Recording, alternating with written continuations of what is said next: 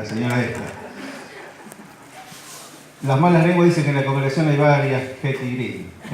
Hay varios, dice que no comen el huevo para no tirar la cáscara. Bueno, pero al margen de eso dijimos que esta señora era una señora millonaria, que cuando murió tenía entre 100 y 200 millones de dólares, pero decidió vivir como una mendiga, como una persona pobre. Y lo comparamos que el propósito de esta carta es precisamente esto, que muchos cristianos vivimos como Hetty Green, que teniendo tantas riquezas espirituales, tantos recursos, vivimos en pobreza espiritual, con hambre espiritual, con debilidad espiritual, teniendo tantos recursos a nuestra disposición. Y el tema no es que lo tenemos, sino lo grave es que no lo sabemos, no lo conocemos. Entonces Pablo escribe la carta a los Efesios para que estos hermanos y nosotros sepamos todas las riquezas, todos los recursos que tenemos en Cristo Jesús en los lugares celestiales. Entonces, ese era el objetivo de estudiar esta carta, que sepamos lo que somos en Cristo y de acuerdo a esa identidad poder vivir una vida de victoria, apropiándonos de todas las bendiciones y los recursos que tenemos en Cristo Jesús. Hoy vamos a seguir y vamos a tratar de ir desarrollando el versículo 1 y 2. Dice: Pablo, apóstol de Jesucristo, por la voluntad de Dios, a los santos y fieles en Cristo Jesús que están en Éfeso. Gracia y paz a vosotros, de Dios nuestro Padre y del Señor Jesucristo. Pablo escribe esta carta como se acostumbraba a escribir las cartas en ese momento. Nosotros hoy acostumbramos a escribir las cartas de la siguiente manera: le ponemos el día, el lugar, después ponemos el destinatario, a quién va dirigida la carta, después escribimos el cuerpo de la carta, después abajo hacemos los saludos y al final ponemos nuestra firma, nuestro nombre. Pero antes era totalmente al revés. Antes se ponía el nombre primero, es decir, quién era el remitente, quién era el que mandaba la carta. Después se ponían los destinatarios, a quién iba dirigida la carta. Después iban los saludos, ¿no? Y cuarto lugar, recién empezaba el cuerpo de la carta, ¿no? Entonces, en estos dos versículos primeros tenemos este procedimiento. Tenemos el que remite la carta, ¿no?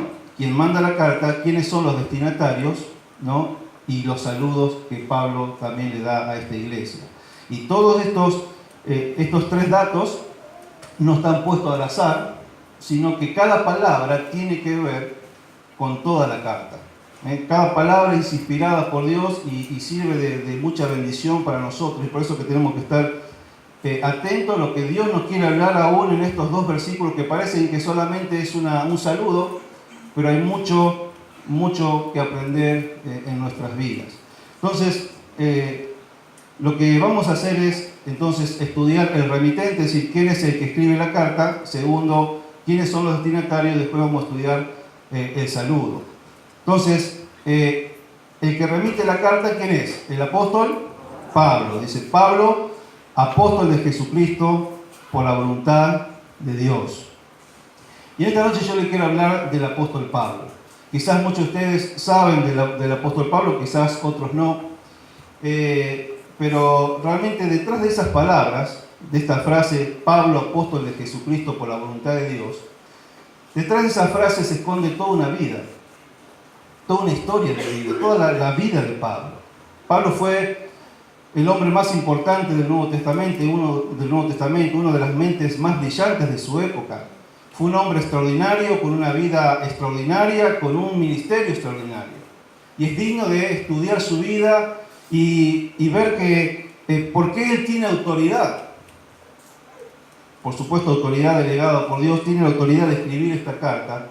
Y a una persona como él tenemos que escucharla, ¿no? Porque fue enviada por Jesucristo, por Dios, para dejarnos escrita esta hermosa carta que va a ser de bendición para nosotros. Entonces, por supuesto que esa foto que ustedes tienen ahí no es el apóstol Pablo, es una foto simbólica para que ustedes tengan una idea del apóstol Pablo.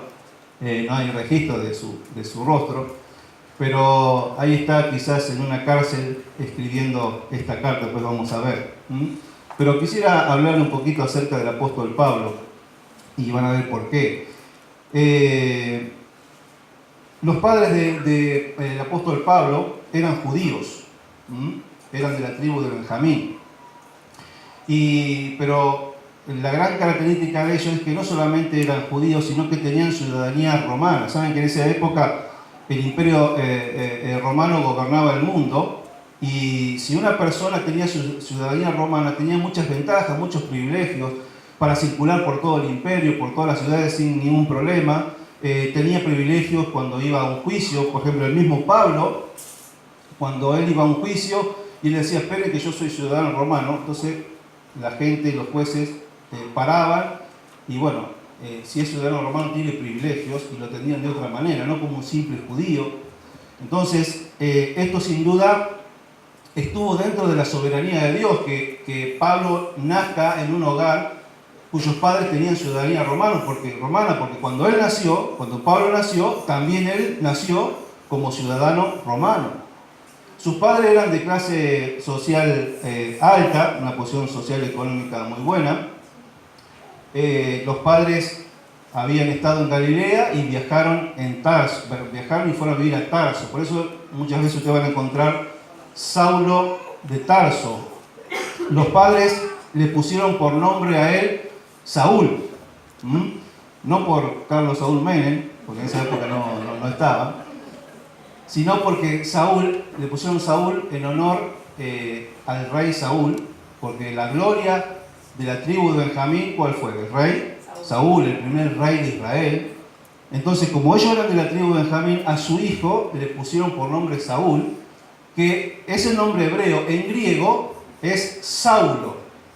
Por eso él en Hechos aparece como Saulo de Tarso, porque vivía en Tarso. Y después, en latín, se llama Paulus, y de ahí viene en español Pablo, ¿no? Entonces, en Hechos 13:9, dice Lucas: entonces Saulo, que también es Pablo. Saben que Saulo comienza, Hechos tiene 28 capítulos, el libro de Hechos. A partir del capítulo 7 empieza a hablarse de Saulo de Tarso, pero del capítulo 7 hasta el versículo 13 se menciona como Saulo de Tarso. Pero a partir de este versículo, capítulo 13, versículo 9, cuando dice Lucas: entonces Saulo, que también es Pablo, a partir de ahí, del capítulo 13 en adelante hasta el 28, nunca más se menciona como Saulo y se empieza a llamar como Pablo. Entonces, Pablo vivió en Tarso, una ciudad portuaria, comercial de la época. Era una ciudad donde había una universidad, donde se daban cursos de medicina, de filosofía. Ahí estaba también en esa ciudad el templo de Esculapio, que es el dios de la salud, ¿no? El cual servía también como hospital, como clínica para los que estudiaban medicina. Su padre era fariseo. Saben que dentro de la religión judía, los fariseos son los más estrictos en cumplimiento de la ley. Entonces, Saulo fue criado en la más estricta tradición judía, y él concluyó sus estudios, Pablo, en Jerusalén, bajo los pies de Gamaliel. Gamaliel era el hombre, el maestro de la ley más importante, más conocido de la época, y Pablo y Saulo se crió y se instruyó bajo los pies de Gamaliel. Decir que una persona era instruida a los pies de Gamaliel era lo máximo en ese momento, era lo que cualquier joven podía aspirar, de poder tener ese tipo de educación. Así que muy pronto este joven, Saulo, empezó a ser muy popular. Fue muy notoria su vida, su trayectoria, por sus credenciales sociales, familiares, por su educación. Cualquier joven quisiera tener la educación que tenía Pablo o Saulo. Entonces se dice también que llegó a ser miembro del Sanedrín. El Sanedrín, en la religión judía, entre los judíos, es como nuestra Corte Suprema de Justicia. se imaginan un poco, entonces es como era el lugar máximo, eran los jueces de Israel. Él llegó a ser parte de ese Sanedrín. Fue uno de los maestros de la ley. Y fue un hombre destacado en esa época. Entonces, él tenía un celo tremendo por su religión judía. Fíjense en él mismo, en Filipenses 3, 4 al 6, él hablando y comentando acerca de su vida, dice: aunque si alguien pudiera confiar en sus propios esfuerzos, ese sería yo, dice Pablo. De hecho, si otros tienen razones para confiar en sus propios esfuerzos, yo lo tengo aún más. Él era superior. Ahí parece que habla con un tono de orgullo Pablo, pero no es así. Él está demostrando que había muchos que se querían hacer los apóstoles y los falsos maestros. Y él dice, hay gente que se gloría y yo puedo darle una lista de mi vida y decirle que yo puedo ser superior a cualquiera. Fíjense, dice, fui circuncidado cuando tenía 8 días de vida. Soy un ciudadano de Israel de pura cepa, miembro de la tribu de Benjamín, un verdadero hebreo como no ha habido otro. Fui miembro de los fariseos, quienes exigen la obediencia más estricta a la ley. Era tan fanático que perseguía con crueldad a la iglesia y en cuanto a la justicia, obedecía la ley al pie de la letra. Ese era Saulo, Saulo de Tarso. Ahora, Saulo tenía un lado oscuro. Y ustedes lo ven ahí casi en la última frase del texto. Dice, era tan fanático que perseguía con crueldad a la iglesia. ¿Sabe que a medida que el evangelio iba creciendo y se iba expandiendo y la iglesia iba naciendo, Saulo fue uno de los peores enemigos de la iglesia? Él empezó a perseguir a los cristianos porque él pensaba que estaban equivocados. En nombre de Dios empezó a perseguir a la iglesia, a los cristianos. Y era el terror de la iglesia, era el peor enemigo, el más furioso, el más feroz enemigo que la iglesia podía tener en esa época. Fíjense, por ejemplo, en Hechos 7 se cuenta cuando Esteban es apedreado y lo matan a Esteban por el Evangelio. Dice, entonces ellos, dando grandes voces, se taparon los oídos y arremetieron a una contra él, eso está hablando de Esteban. Y echándole fuera de la ciudad le apedrearon. Y los testigos pusieron su ropa a los pies de un joven que se llamaba ¿qué? Saulo. Saulo estaba paradito ahí mientras apedreaban a Esteban. Y apedreaban a Esteban mientras él invocaba y decía, Señor Jesús, recibe mi espíritu. Y puesto de rodillas, clamó a gran voz, Señor, no le tomes en cuenta este pecado. Y habiendo hecho esto, murió. Dice el capítulo 8. Y Saulo, ¿qué? Consentía en su muerte. En aquel día hubo una gran persecución contra la iglesia que estaba en Jerusalén, y todos fueron esparcidos por las tierras de Judea y de Samaria, salvo los apóstoles. Y hombres piadosos llevaron a enterrar a Esteban e hicieron gran llanto sobre él. Y Saulo asolaba la iglesia y entrando casa por casa, arrastraba a hombres y mujeres y los entregaba a la cárcel. Ese era Saulo, un perseguidor de la iglesia. Un asesino. Él en Hechos 26, 9 al 18, él cuenta su testimonio porque él está ante el rey Agripa y él cuenta su vida pasada. Él ya ahí es cristiano, vamos a ver, y él cuenta lo que era antes. Y él decía, yo solía creer que mi obligación era hacer todo lo posible para oponerme al nombre de Jesús de Nazaret. Por eso él lo hacía. Por cierto, eso fue justo lo que hice en Jerusalén. Con la autorización de los sacerdotes principales, hice que muchos creyentes de allí fueran enviados a la cárcel. Di mi voto en contra de ellos cuando le condenaban a muerte. Muchas veces hice que los castigaran en las sinagogas para que maldijeran a Jesús. Estaba tan violentamente en contra de ellos que los perseguí hasta en las ciudades extranjeras. Fíjense lo que era este Pablo, este Saulo, lo que era. Ahora, un día ocurrió algo. Un día ocurrió algo que cambió la vida de este hombre para siempre, ¿no? Dice Hechos 26, 12. Cierto día yo me dirigía a Damasco para cumplir esa misión, que digamos, recién venía hablando de que iba a Damasco a meter cristianos a la cárcel, respaldado por la autoridad y el encargo de los sacerdotes principales, cerca del mediodía, su majestad, le dice al rey, mientras iba de camino, una luz del cielo más intensa que el sol brilló sobre mí y mis compañeros. Todos caímos al suelo y escuché una voz que me decía en arameo, Saulo, Saulo, ¿por qué me persigues? Es inútil que luches contra mi voluntad. Y Saulo le dice, ¿quién eres, Señor? Pregunté. Y el Señor contestó, yo soy Jesús, a quien tú persigues. Ahora, levántate, pues me aparecí ante ti para designarte como mi siervo y mi testigo. Un día, mientras él iba camino a Damasco a poner gente, a cristianos en la cárcel, tuvo un encuentro con Jesús. Jesús se le apareció una luz brillante, todos cayeron al suelo. Y él quedó ciego. Y él le dijo, ¿quién eres, Señor? Y él dice, yo soy Jesús, a quien tú persigues. Y a partir de ahí, su vida fue cambiada, fue transformada.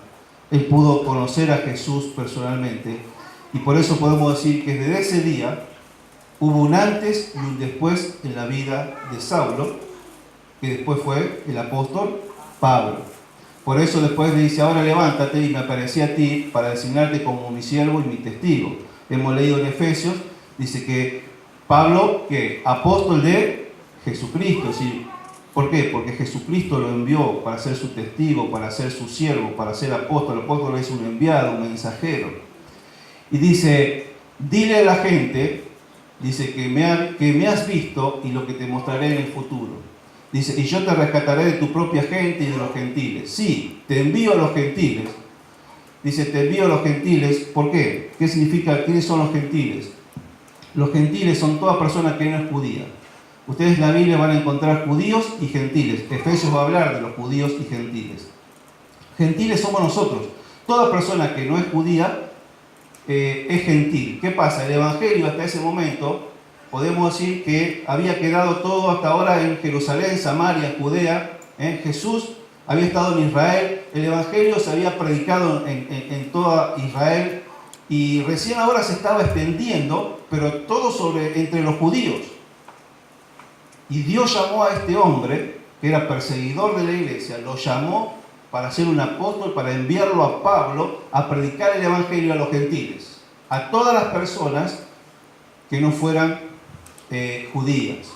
Por eso Pablo dice, te envío a los gentiles. Y fíjense esto, para que le abras los ojos, a fin de que pasen de la oscuridad a la luz, del poder de Satanás a Dios. Entonces recibirán el perdón de sus pecados y les dará un lugar entre el pueblo de Dios, el cual es apartado por la fe en mí. Él tenía que ir y predicar el Evangelio a las personas para que abran los ojos, ¿no? Para que lo mismo que le pasó a él, puedan las personas tener un encuentro con Jesús y sus ojos puedan ser abiertos y vean la necesidad del perdón de sus pecados, de la necesidad de la cruz, de la necesidad de cambiar y de transformar sus vidas.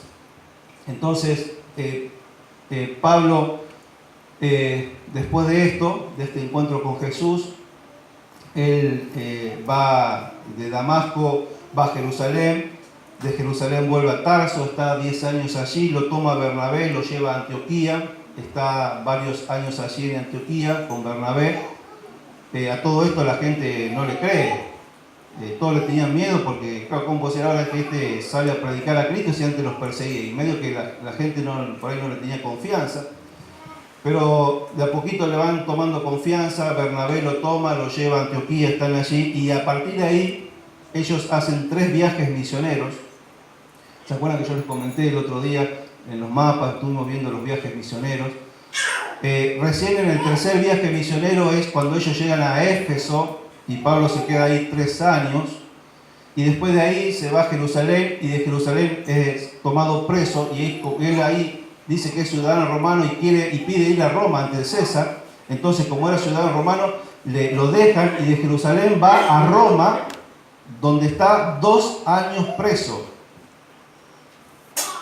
Y ahí en esos 2 años presos, más o menos en el año 62 después de Cristo, él escribe las 4 cartas que son 4 cartas de la prisión, que es la carta a Filemón, la carta a los filipenses, la carta a los colosenses y la carta a los efesios. Estas 4 cartas Pablo las escribe en el año 62 estando preso en Roma. Por eso esta carta a los efesios es una carta desde la prisión. Ustedes van a ver en el capítulo 4, dice que yo os ruego como preso. Él habla del preso de Jesucristo, literalmente él estaba preso por Jesucristo.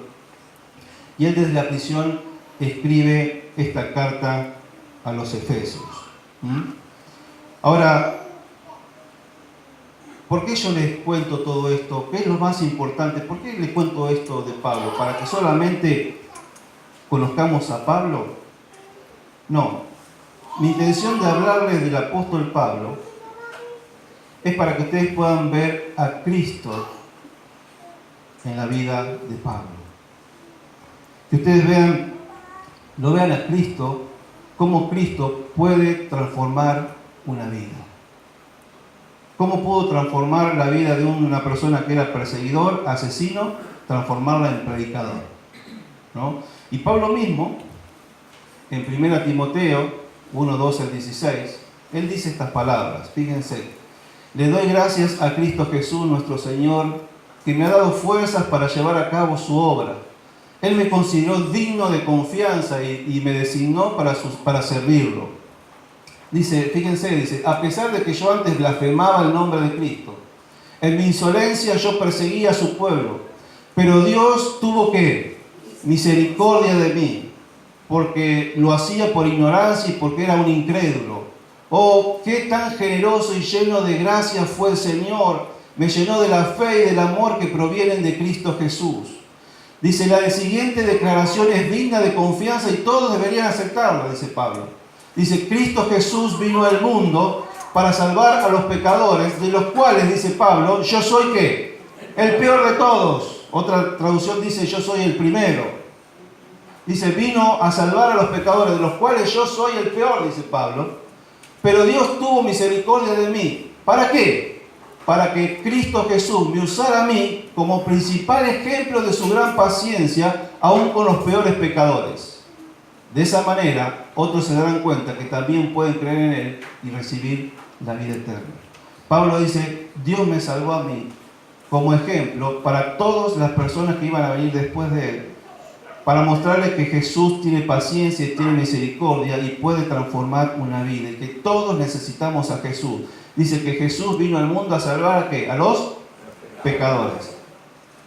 ¿Y quién no es pecador? Nadie. Todos somos pecadores. Y este es el mensaje que él predicaba. Cristo vino a morir por nosotros. Dice, y yo soy un ejemplo de eso. Yo era perseguidor, yo era blasfemo. Pero un día me encontré con Jesucristo y Él cambió mi vida para siempre. Pablo podía decir, yo no tengo otra cosa que predicar a Cristo y a este crucificado. Este es el mensaje del Evangelio, Cristo crucificado.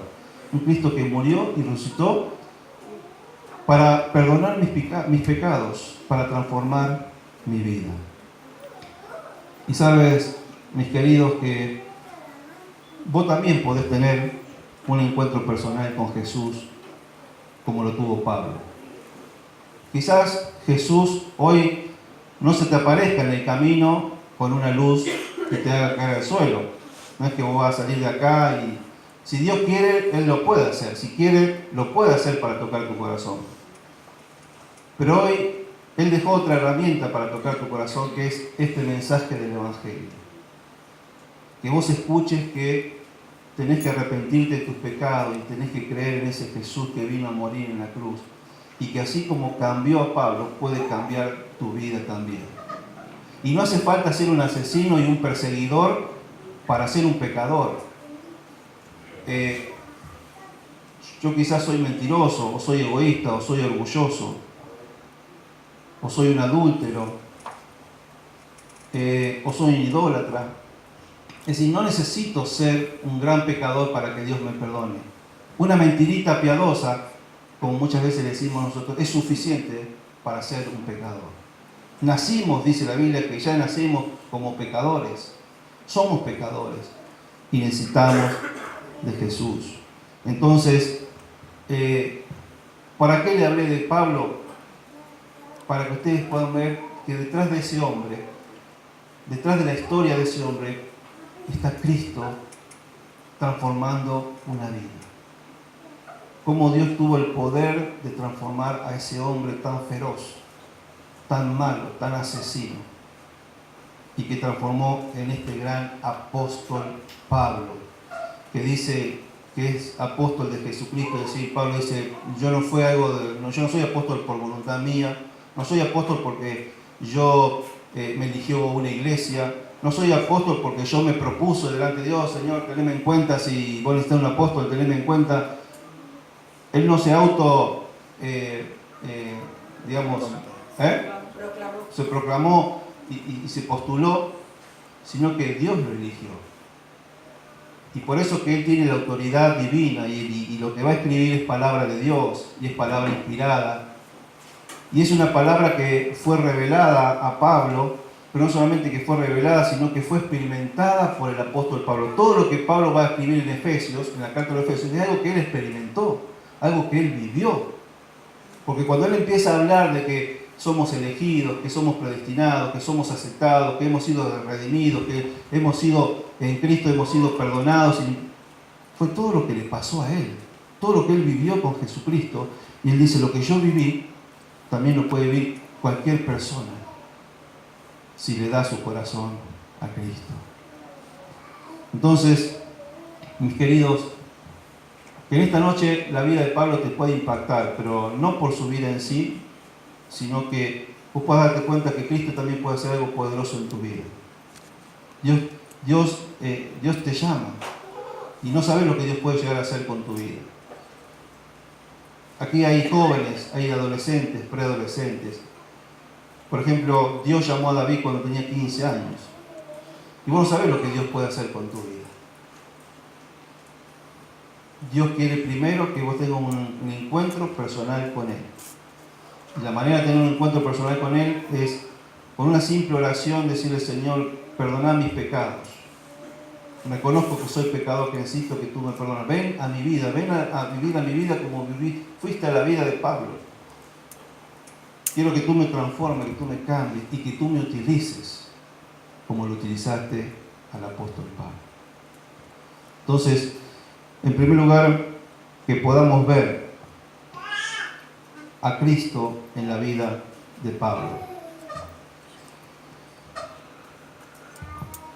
En segundo lugar, vamos a ver brevemente los destinatarios. Dice Pablo, a los santos y fieles en Cristo que están en Éfeso. De los destinatarios dice dos cosas: el lugar donde vivían y las características que tenían. El lugar donde vivían eran en Éfeso y las características eran que eran santos y fieles. Yo solamente en esta noche vamos a terminar hablando acerca de Éfeso, del lugar donde estos hermanos vivían, cómo surgió la iglesia, y el domingo que viene vamos a hablar de las características de lo que es santos y fieles. Entonces, Pablo le escribe a esta iglesia que estaba en esta ciudad de Éfeso. Ustedes saben que antes había una iglesia por ciudad. Por eso se llama la carta a los Efesios, a Colosenses, a los Filipenses, porque no es como hoy que hay como 5 o 6 iglesias por cada pueblo. Antes era una sola iglesia. En realidad somos una sola iglesia. Todas las personas que entregan su corazón a Cristo somos toda una sola iglesia, ¿no? Pero antes había una sola iglesia por ciudad, y estaba en la ciudad de Éfeso. Éfeso era una metrópolis de Asia, una gran metrópolis de Asia. ¿Qué es una metrópolis? Es una ciudad grande que tiene mucha influencia con las aldeas o ciudades vecinas. Es mucha la influencia que tienen. Es como decir hoy Rosario, ¿no? Como Rosario es un lugar donde tiene centros, es un centro económico, comercial, cultural, social, donde todas las ciudades, digamos, de alrededor convergen ahí. Es un lugar de atracción, influencia toda la zona. Y Éfeso era una ciudad que por su centro, como dije recién, económico, comercial, cultural, social y religioso, tenía una influencia grandísima en toda la zona, en todo Asia Menor. Por eso Pablo elige esta ciudad donde va a empezar a predicar el Evangelio, porque la gente iba a Éfeso de toda la zona, iba a vender, a comprar, iba de los parientes, iba al shopping, no, el shopping no había, pero bueno, iba al teatro, estaba el templo de la diosa Diana. Entonces, toda la gente iba ahí y toda la gente que llegó a Éfeso escuchó el Evangelio de Pablo. Entonces, comercialmente era una de las 3 ciudades más importantes del mundo en esa época, era un centro cultural de importancia, sus filósofos, sus poetas, sus artistas eran muy conocidos, pero también esa ciudad, como le dije recién, era famosa pero también por lo malo. Esa ciudad tenía el gran templo de la diosa Diana o Artemisa, que era la diosa de la fertilidad. Y se dice que en esa época ese templo fue una de las 7 maravillas del mundo. Llevó creo que 200 años hacerlo, construirlo, un gran templo que realmente era una maravilla en esa época. Nada más que como era el templo de la diosa de la fertilidad, las sacerdotisas del templo tenían relaciones sexuales con los feligreses que iban a adorar a la diosa. Era una degeneración total, una prostitución total. Realmente era algo tremendo lo que pasaba ahí en Éfeso. También Éfeso era el centro para la adoración al emperador Augusto. También era un lugar donde se practicaba la magia y el espiritismo. Se practicaba mucha magia y espiritismo en la ciudad de Éfeso. Es decir que, fíjense qué contradicción, que una ciudad tan próspera económicamente, culturalmente, alcanzando a través de los filósofos gran sabiduría, gran educación, gran cultura, pero que a nivel espiritual estaban tan oscuros, tan entenebrecidos, tan pobres, que creían en hechiceros, creían en la magia, es decir, estaban a la misma altura que cualquier tribu de África, de cualquier persona que no tiene cultura.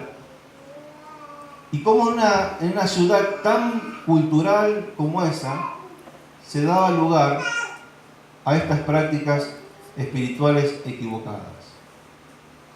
Y dígame si no es lo mismo que vivimos hoy. Nosotros tenemos hoy un nivel cultural elevado, ¿no?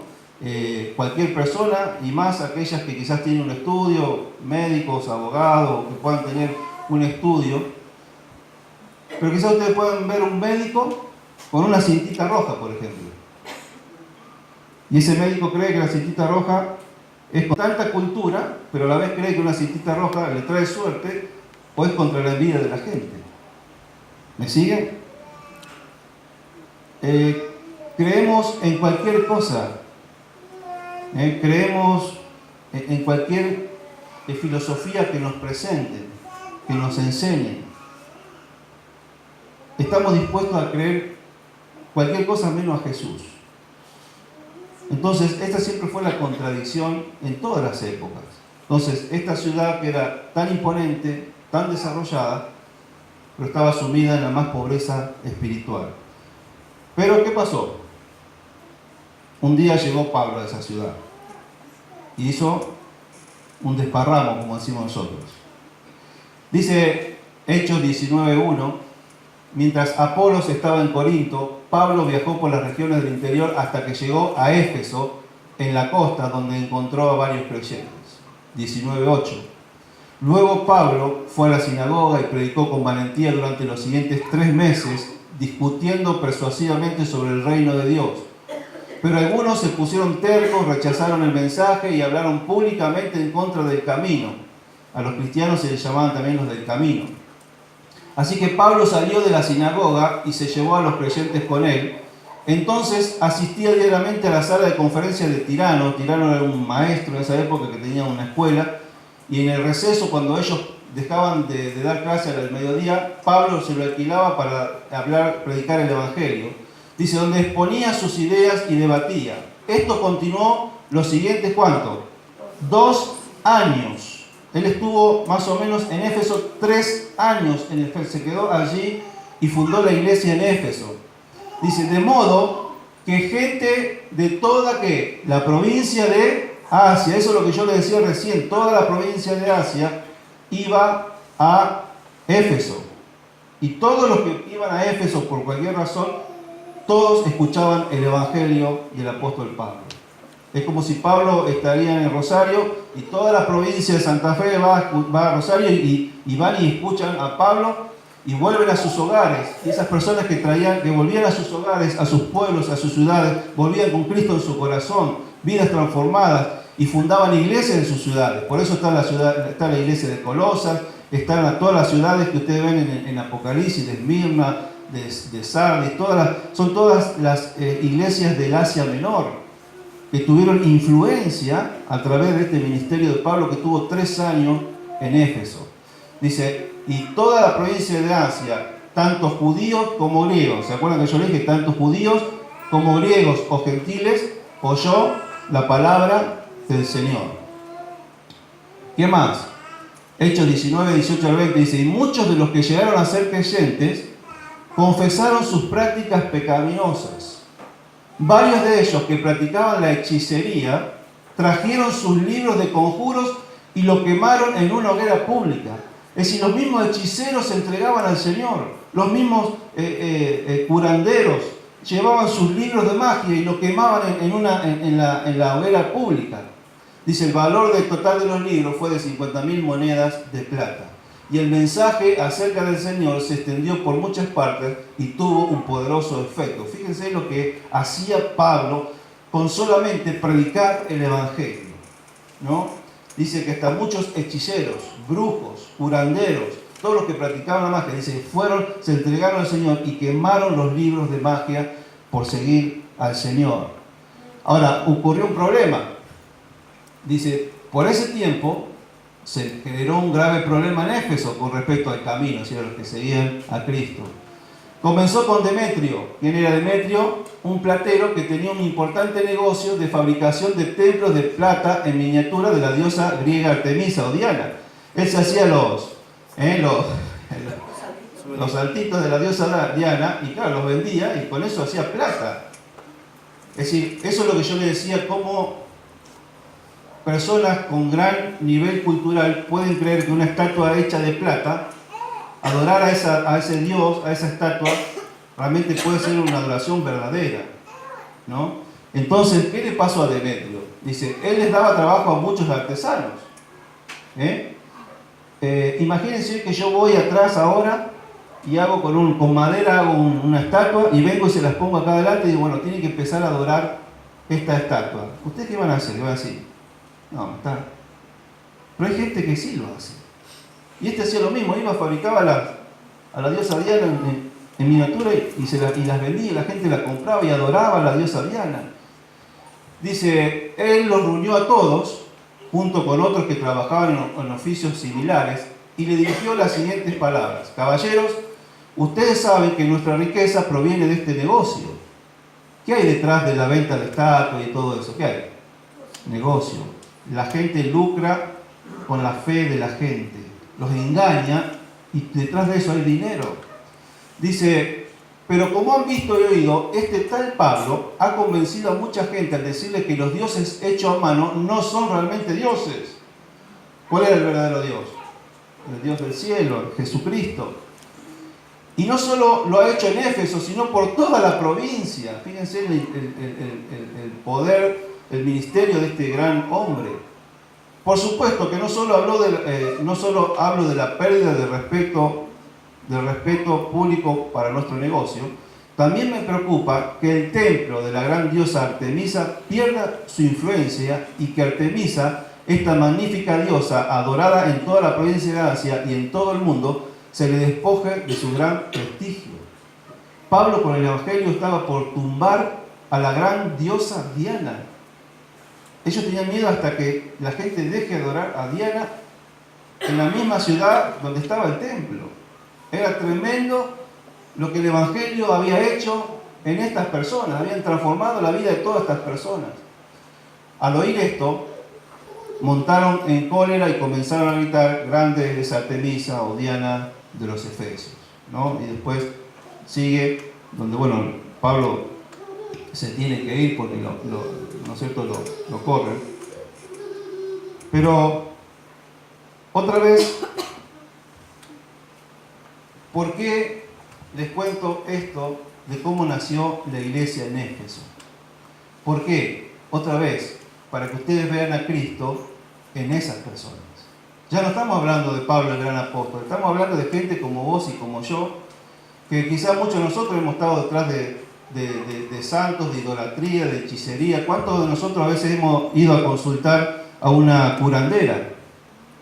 Dice: pero ¿qué tiene de malo ir a curar el empacho y esto y lo otro? Y vamos de curandero. Hay gente que vive de los curanderos para así sea por mal de amores o por enfermedades. Y nadie busca a Dios, al Dios verdadero. Y la gente está engañada. Pero como esas personas cuando escucharon el Evangelio de Cristo, de Pablo, ellos se entregaron al Señor y sus vidas fueron transformadas. Por eso Jesús, vamos a volver para atrás, cuando Jesús le dice: dile a la gente que lo que has visto y lo que te mostraré. Dice: yo te rescataré de tu propia gente y de los gentiles. Sí, te envío a los gentiles. ¿Para qué? Para que le abra, ¿qué? Los ojos. ¿A quién? A esa gente que estaba idolatrando a la diosa Diana. Le tenía que abrir los ojos, estaban ciegos. Y mi querido, nosotros estamos ciegos en muchas cosas. Nosotros pensamos que la vida es la vida que vivimos y hemos estado ciegos al Evangelio, a esta vida espiritual que Cristo me ofrece. Y en esta noche Jesucristo quiere abrirte los ojos para que vos veas que hay otra realidad, hay otra vida que se vive en Jesucristo. Primero arrancando de que tengo que entregarle mi corazón a Jesús. Dice: para que le abra los ojos a las personas que están ciegas, a fin de que pasen de la oscuridad ¿a qué? A la luz. Dice la Biblia: para que pasen del reino de las tinieblas, en la que estamos, al reino de la luz. Dice: ¿del poder de quién? De Satanás a Dios. Lo que Pablo está diciendo, lo que Jesús está diciendo, es que la gente está ciega en la oscuridad bajo el poder de Satanás. Por eso está cegada. Dice Pablo: yo te envío para que vos le prediques el Evangelio, para que cuando escuchen el Evangelio pasen de la oscuridad a la luz, pasen de estar ciegos a ver y pasen del reino del diablo al reino de Dios y puedan vivir para Dios, que es el camino verdadero, y vivan con los ojos abiertos en la luz y en el reino de Dios.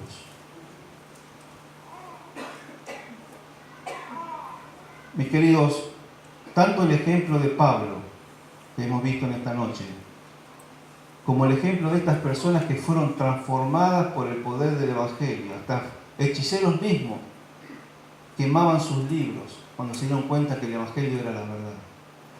Estos dos ejemplos nos hablan del poder del Evangelio. Pablo dice: no me avergüenzo del Evangelio porque es que poder de Dios para salvar, para transformar una vida, para cambiar tu vida, para abrirte los ojos, para sacarte de la cautividad del pecado y de Satanás. Tiene el poder de transformar tu corazón, tu vida y darte una vida nueva.